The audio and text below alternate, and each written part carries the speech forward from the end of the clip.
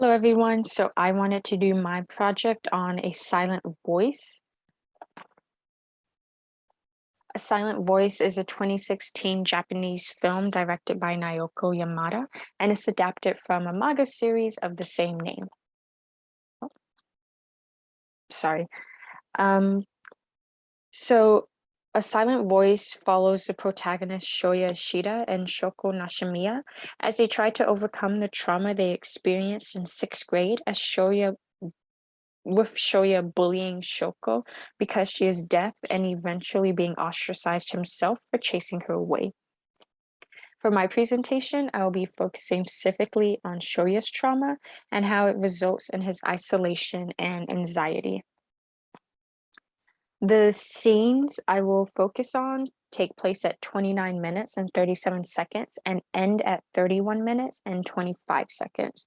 Shoya states, I realized I need to bear the sins and need to be punished for it, as a thread between himself and the peers and friends who ostracized him unravels and breaks. He then says, and I ended up alone. The scene that follows this shows Shoya walking into his high school. The camera angle is focused at the other students' feet as Shoya could not face them and stares at the ground instead. His peers also are seen with blue X's on their faces as Shoya cannot speak to them as he is an outsider and he assumes that they already dislike him and judge him. He begins to isolate himself, choosing to be alone instead of facing those who hurt him to potentially to potentially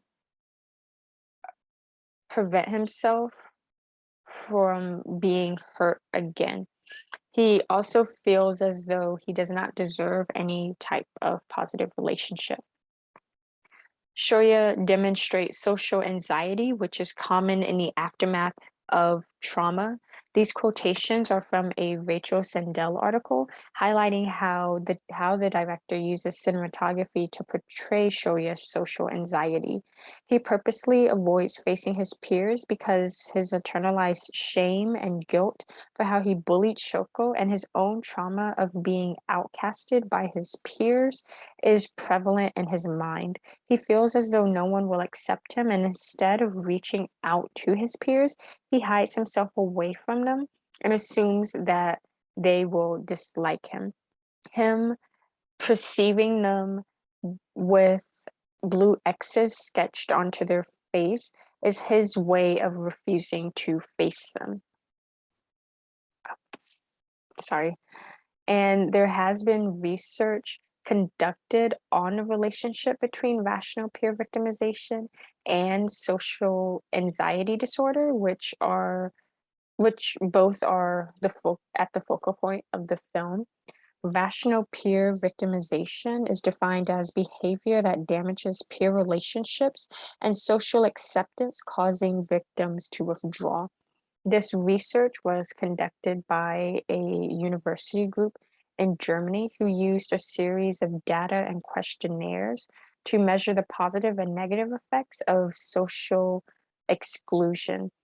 They found that stress reactions to social exclusion depend more on previous experiences with peer victimization than on a diagnosis of social anxiety disorder, and that memories of negative social experiences can determine the initial stress reactions to social threats, which this is very obvious in Shoya's character because he is ostracized by his peers in sixth grade. He grows up being afraid and uncomfortable of attention and speaking to anyone else. Shoya also demonstrates self isolation, which is another symptom of trauma.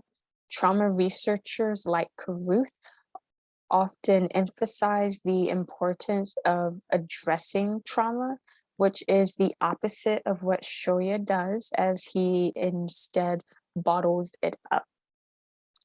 He self isolates, which again is a common symptom amongst trauma and PTSD survivors.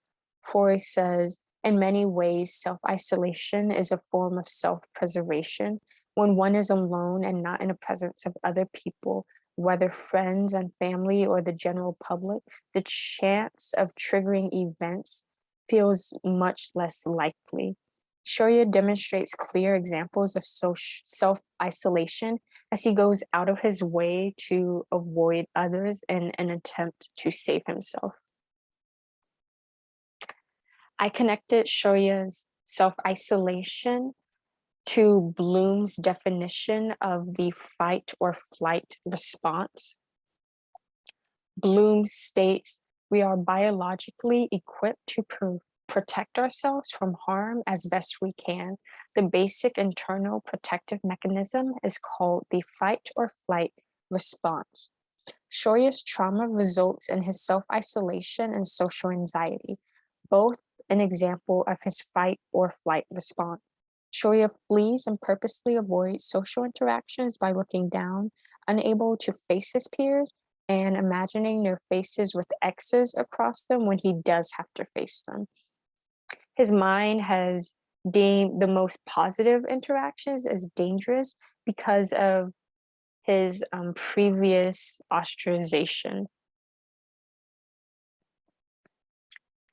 I also wanted to connect this film and what Shoya experiences to something we have discussed in class, which is the film Frankie and Alice. Where Shoya cuts himself off from his peers, Frankie disassociates, allowing another stronger personality to protect herself from trauma. Both of them in turn end up fleeing or flying away from any triggering or potentially dangerous situations. Both characters experience what seems to be a naturally occurring side effect of their trauma. However, while Shoya is conscious of the harmful measures he takes to escape his pain, Frankie is not. Like how Alice describes Frankie, Shoya is also depicted as weak, frightened, and incapable of initially facing his trauma. As a result, both characters feel the need to either mentally or physically escape anything that might trigger painful emotions.